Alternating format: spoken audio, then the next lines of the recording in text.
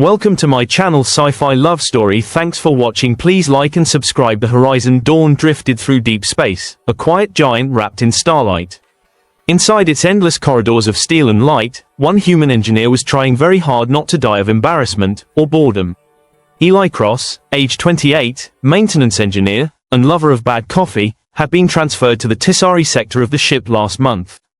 It was supposed to be temporary.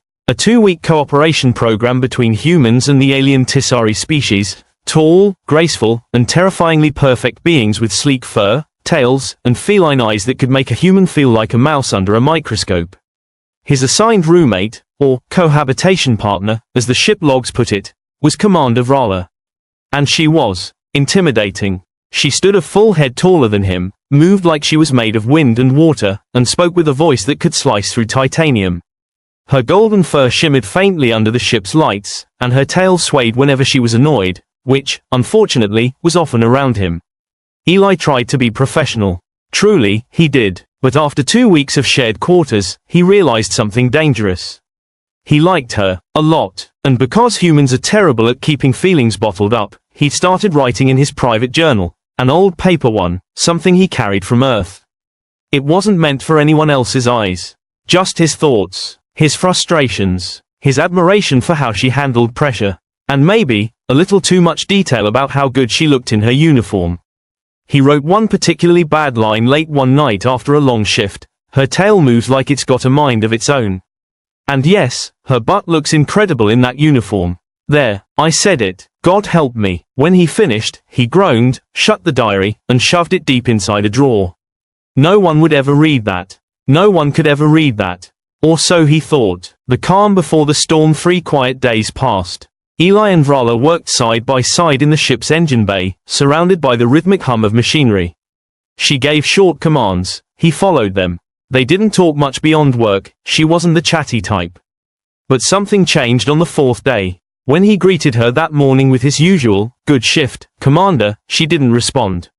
Her golden eyes flicked toward him, then away, tail twitching once.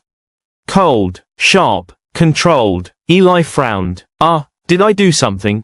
No answer. The silence followed him all day, into the cafeteria, the lift, even their shared quarters. Every time he tried to start a conversation, she ignored him or gave one-word replies. By nightfall, he was sure he'd broken some alien custom without realizing it. Maybe it's because I left my socks on her side of the room again, he thought nervously. He made a mental note to apologize about that later. But the truth was far worse. The discovery when Eli returned from the engine bay that evening: the cabin lights were dim. The air smelled faintly of her floral tea. He stepped inside quietly, humming to himself. Then he froze. There, on the desk, his desk, lay his journal, open. And standing beside it was Vrala, her arms folded, her tail still. She looked calm, too calm. "Commander," Eli said weakly. What are you doing?" She didn't answer immediately. Instead, she lifted her gaze, those amber eyes locked onto him, and spoke in a low, steady tone. "I read what you wrote about my butt in your journal, human." Eli's brain stopped functioning. His mouth opened, closed, opened again. Nothing came out except a strangled noise halfway between a cough and a dying frog. What? You read my... Oh, no, no, he stammered, clutching his head. "You weren't supposed to, that's private. You can't just..." Her expression didn't change. "It was left on your desk, unsecured. It was locked." Okay, maybe it wasn't locked today, but still." He took a shaky breath. "Wait, you actually read it?" Vrala tilted her head slightly. "All of it." Eli felt his soul leave his body. "All of it, yes. Humans have interesting thoughts." He wanted to melt into the floor and never return. The confrontation. She stepped closer, her boots silent on the metal floor. "Tell me, human, is this how you see me? As an object of fascination? A collection of body parts?"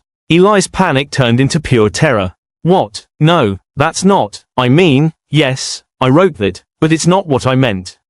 It's just..." He stopped, rubbing his forehead. "You intimidate me, okay? You're so perfect, and I didn't know how to say anything without sounding stupid. So I wrote it down. For myself." Her eyes narrowed slightly. "You find me perfect? That's not helping my case, is it?" She blinked once, slowly. You humans are strange. You speak of things you should hide and hide things you should speak. Eli exhaled. Yeah, we do that sometimes. Silence stretched between them, thick and tense. Her tail flicked once, curling around her leg. Then, unexpectedly, she asked, "Why write this line? Why describe me this way?" Eli scratched his neck awkwardly. "Because, it's true, I mean," he winced. "You're strong, confident, brilliant. And yeah, you look amazing. I wrote it because I didn't know how else to process that without exploding." A tiny flicker of amusement appeared in her eyes. "You feared explosion, figuratively," he blurted out. "I wasn't going to actually." "Oh, never mind." She stared at him for a long moment, tail swaying gently. "Humans are easily embarrassed. You have no idea." The shift to his surprise, she didn't yell. She didn't threaten to report him or toss him out of the airlock. Instead, she stepped back, her voice quieter now. "I do not understand you. You feel attraction, shame, and fear all at once." Eli sighed in relief, though his face still burned. "That's pretty much the human experience, yeah." She tilted her head again, as if studying a strange new species under glass. Then, slowly, a faint smile appeared on her lips, the first he had ever seen from her. "Perhaps, I should begin keeping a journal of my own." Eli blinked. "Wait, really?" "Yes." Her tone was calm, but her tail swayed mischievously. "Perhaps I will write about you." "Oh no, please don't, and perhaps," she continued, walking past him, "you will not like what I say." The door slid open behind her with a soft hiss. She paused, half turned toward him. "Humans are strange creatures, Eli Cross. But I am beginning to think, you may be the strangest one aboard this ship." Then she left. Aftermath. Eli stood there for a full minute, staring at the open door. His heartbeat slowly returned to normal, sort of. He approached the desk, picked up his journal, and groaned. "Oh man, I'm dead, I'm so dead." But as he reached to close it, something caught his eye. A new note, written in elegant, alien script, was scribbled beneath his last entry. He blinked and translated it slowly using his wrist pad. "You see beauty where my kind sees weakness. I don't understand you, human. But I want to." Eli sat down, speechless. She had written back, right in his diary. He laughed nervously, running a hand through his hair. "Well, guess that's better than being vaporized." He looked at the final line again. "I want to." What did she mean? Did she want to understand him, or something else? He didn't know, but he did know one thing. This was far from over.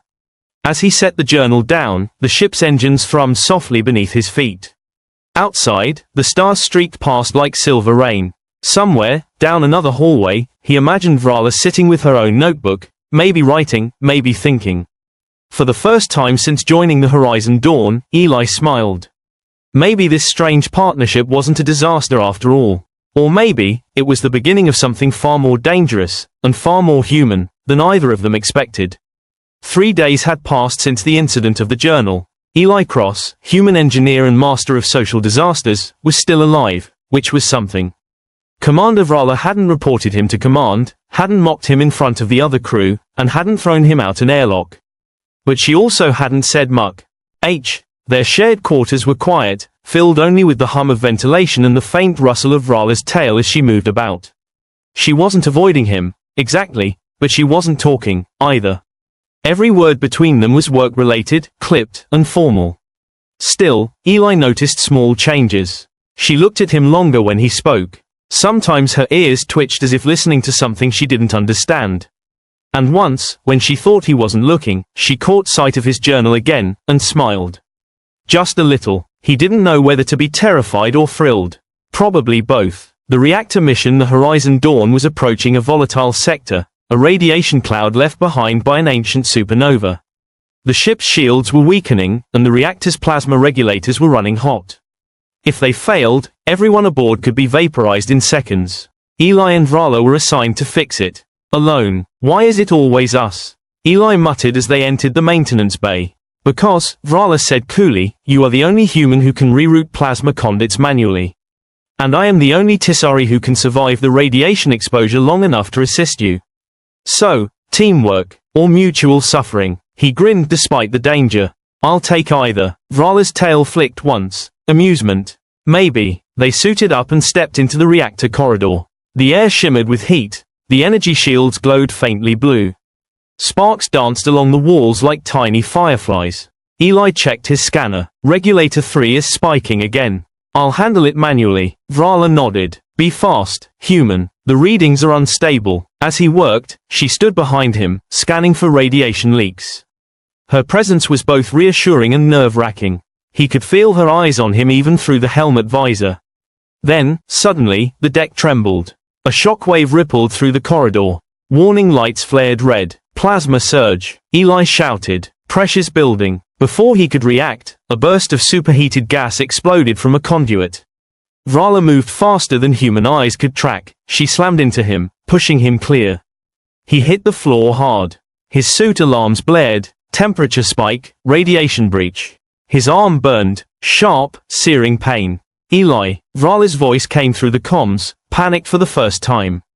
You're injured. He gritted his teeth. Just a burn. Finish the reroute. But she ignored him. She grabbed a plasma wrench and moved with mechanical precision, sealing the rupture and locking the regulator in place. Her hands moved like lightning. Sparks flew around her, reflecting off her golden fur. Finally, the reactor stabilized. The alarms faded to green. Silence, except for their breathing. The rescue she knelt beside. Him, claws slicing through the damaged parts of his suit. You were reckless, human. Eli winced as she checked the wound. You pushed me out of the way, because you froze. You do not move when danger comes, you just think. That's how engineers work. You will not die thinking on my watch. Her voice trembled, and that was new. He blinked, trying to focus through the pain. Hey, are you worried about me? She didn't answer, but her tail curled tightly around his leg, an instinctive Tisari gesture, one they usually reserved for family or loved ones. Vrala, he whispered. Quiet, she said softly. You are hurt. I'll live. I will make certain of it. Medbay silence. Hours later, Eli woke up in the medbay, arm bandaged and pain dulled by medication. The room was dim, except for the gentle glow of starlight through the viewport. Someone was sitting beside him. Vrala. Her armor was gone, replaced by a simple navy blue uniform. Her tail swayed slowly behind her chair. When she noticed his eyes open, she didn't move. You survived, she said quietly. Eli smiled weakly. You sound disappointed. She exhaled, a sound between a sigh and a soft growl. I am relieved. He tried to sit up. Thanks for saving me. Again, you would have done the same. Yeah, but not as gracefully. You make everything look easy. Her ears twitched at the compliment. It is not easy. You are difficult to keep alive. I'm a full-time job, he said, grinning. Admit it, you'd miss me if I were gone. She looked at him, eyes unreadable. Perhaps. The journal again. Hours later, when the medbot left, Eli noticed something on the bedside table. His journal, again, open. He groaned. Vrala, please tell me you didn't. I added something, she interrupted. He blinked. Oh no. Her tone softened. Read it. He lifted the book. A new entry, written in her careful handwriting, filled the page. Your words confused me once. But now I see what you meant. You see beauty in motion, courage in mistakes, and value in weakness. You saw something in me I was trained to hide. You made me curious. About you. About myself. He looked up at her, stunned. You wrote this. I did. Vrala, that's, really. She raised a hand. Do not thank me yet, human. I am still uncertain what to do with this curiosity. He smiled faintly. You could start by not reading my diary again. Her tail flicked. No promises. The confession silence lingered, soft and electric. Outside the viewport, the stars shone like silver dust. Eli stared at him, then back at her. Can I ask you something? You may. Why did you write that line at the end? You made me curious. What did you mean? Vrala looked out the window, her expression unreadable. On my world, Tisari warriors are trained to hide every emotion. We do not laugh, we do not cry. We obey, we fight, we survive. She turned to him, eyes glowing faintly in the dark. But you feel everything. Even your shame is loud. You speak before you think. You write what others fear to say. She leaned closer, her voice low. It is freeing, terrifying, beautiful. Eli swallowed hard. You think humans are beautiful. Her lips curved, not quite a smile, but close. You, perhaps. The air between them grew heavy, charged with something neither had words for. He could hear the slow rhythm of her breathing, the soft rustle of her tail. And for once, Eli didn't try to joke or fill the silence. He just looked at her, and she didn't look away. The moment beneath the stars the ship's navigation lights dimmed for night cycle. The stars outside looked endless, each one glowing softly against the black. Vrala stood, walking toward the viewport. When I was young, she said quietly, I believed stars were alive. That they were the souls of the brave. We were told to fight for their light. Eli joined her slowly. And now, I think they are lonely. He glanced at her, surprised. Lonely, yes. They burn brightly, but nothing ever reaches them. Perhaps that is what you humans do differently. You reach. You connect. Even when it hurts. She turned to face him fully. That is what confuses me most about you, Eli Cross. You are fragile, yet you risk everything for people you barely know. For me. He smiled softly. Maybe because you're worth it. Her ears twitched. Worth what? The risk, the confusion, the burns. He chuckled, flexing his bandaged arm. All of it. She stared at him for a long moment. Then she stepped closer, just enough that he could feel the warmth radiating from her. Humans, she whispered, you make simple things complicated. And you make complicated things simple, he said quietly. Her tail brushed his hand, a slow, deliberate motion. For the Tisari, that was no accident. Eli's heart pounded. He didn't move, didn't speak. Finally, she said softly, perhaps I do not need to understand you, human. Perhaps I only need to learn. Then I'll teach you, he whispered back. Her tail wrapped gently around his wrist, a gesture halfway between curiosity and affection. Outside, the stars shone brighter, as if listening. Epilogue later that night, long after she had left, Eli sat alone with his journal.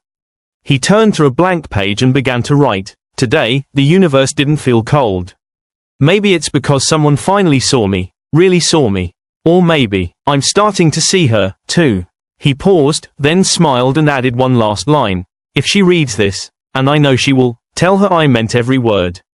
He closed the journal and looked out the window. Far away, he saw a glimmer, Vrala, walking through the corridor toward her quarters, her tail moving softly behind her.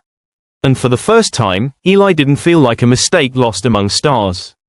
He felt seen, understood, connected, two beings from different worlds, bound by honesty, curiosity, and one very awkward diary.